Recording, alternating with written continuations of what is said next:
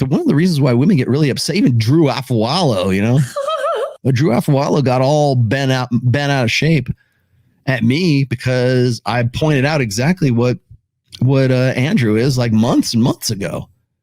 Is that men have a tough time pair bonding with women who have lots and lots of partners, and women who are more promiscuous have more. What's it at? 6 million views. Wow, it is at 6 million views. Thanks for that. Sam Botta just sent me the stats. This is at 6 million views right now. You want to know why I started doing this? This is why. But the reason why she's upset, and the reason why Drew Afawalo was upset, and the reason why all these other chicks who get bent out of shape because men even question or bring up the idea that it might not be in a woman's interest to have a lot of sex partners, is because they've had those sex partners. There's documentation of it. It's online. It's on Instagram. It's on God knows whatever else.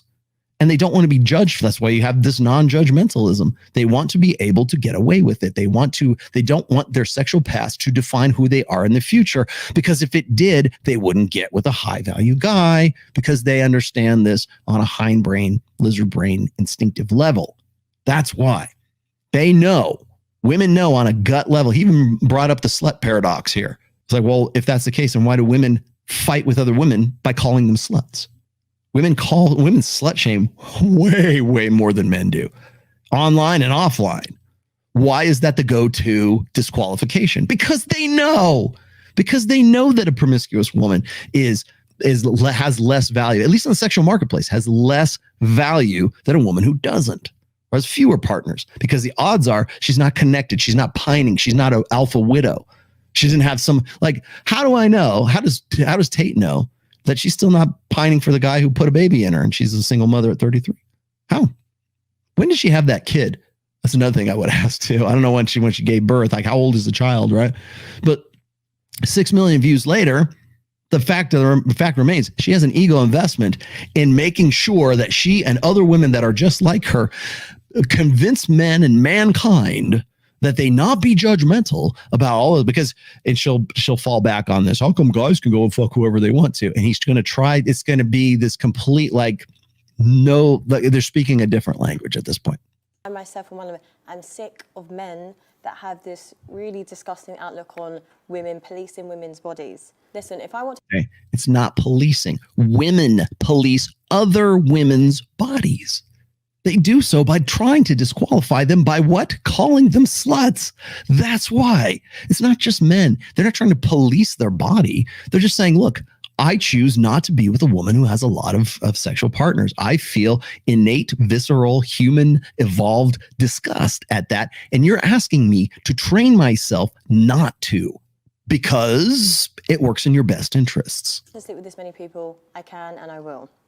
Yeah, but what you're not getting is there's this whole hyper toxic independent movement of women, right? We are doing things because it's kind of, now it's our choice, but it's kind of like by force, in the sense of it's like we're so liberated because we're literally exhausted with men on their power trip, on their this. So it's like, oh, if you can do it, we can do it. But this is what I said, but you men that think the way you think have created that.